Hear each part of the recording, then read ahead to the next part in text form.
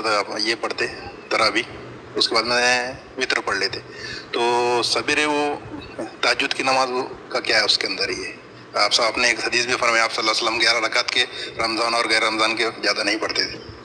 بھائی نے ایک سوال کیا کہ اگر کوئی شخص رات میں رمضان میں 8 رکعت وطر مطلب تراوی بول لیجیے پڑھ لے، اور یاد رکھیے تہجد جو نماز ہے یہ نماز ایک ہے، اس کے کئی نام ہیں.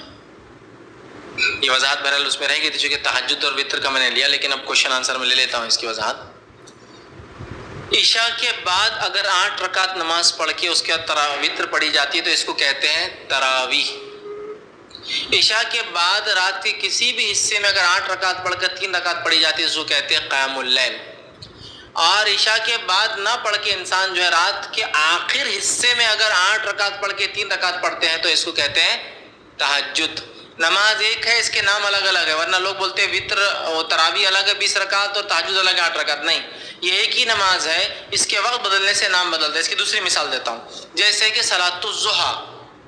صلاۃ الضحیٰ یہ نماز فجر کے بعد سورج نکلنے کے بعد شروع ہوتی ہے تو سورج کے زوال پہ جانے تک پڑھی جا سکتی ہے، اس کو کہتے ہیں صلاۃ الضحیٰ.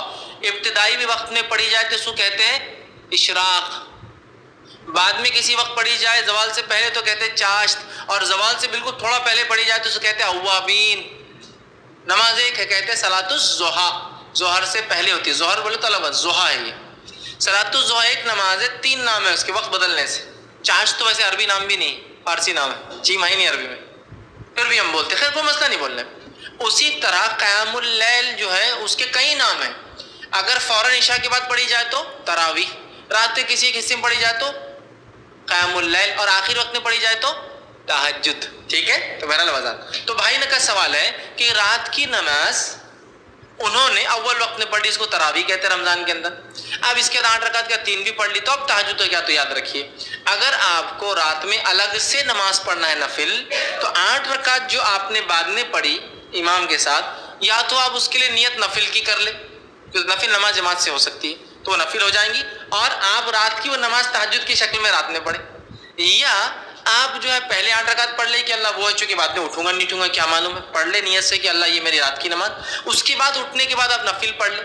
ٹھیک، یہ بھی ایک طریقہ، اور اس کے بعد وطر پڑھیں.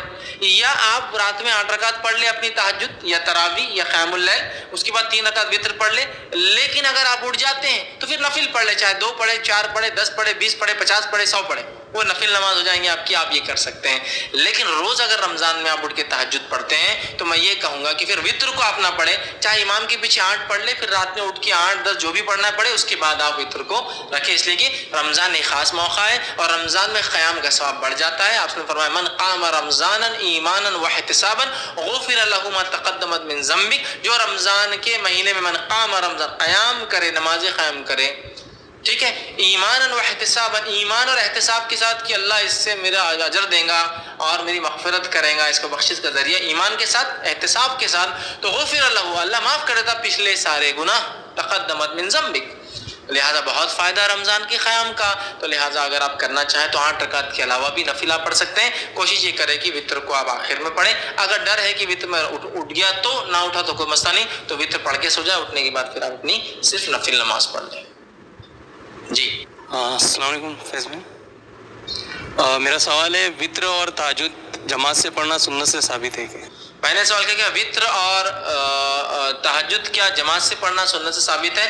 تو یاد رکھیے وطر اور تہجد کو آپ جماعت سے پڑھ سکتے ہیں، اس لیے میں نے کہا نفل نماز کو جماعت سے پڑھا جا سکتا ہے، آپ اس کو جماعت سے پڑھ سکتے ہیں. نبی اکرم صلی اللہ علیہ وسلم کے زمانے میں آپ نے رات کی نماز پڑھائی، قیام اللیل کیا، اور صحابہ نے 3 راتوں تک آپ کے ساتھ قیام اللیل کیا. اس کے بعد آپ چوتھی رات باہر نہ آئے، صحابہ انتظار کرتے رہے یہاں تک کہ سحر کا وقت آ گیا. سحر کے وقت آ کر آپ نے کہا کہ میں نے آج خاص طور سے نہیں پڑھائی، کہیں ایسا لو تم اس کو اپنے اوپر فرض سمجھ لو، اس لیے میں نے اسپیشلی تم کو نہیں پڑھایا. تو اس سے پتہ چلا آپ نے قیام اللیل صحابہ کو 3 راتیں پڑھائی، تو اس سے پتہ چلتا ہے نفل نماز کو جماعت سے پڑھا جا سکتا ہے. تو لہٰذا وطر کو تراویح کو با جماعت پڑھا جا سکتا ہے.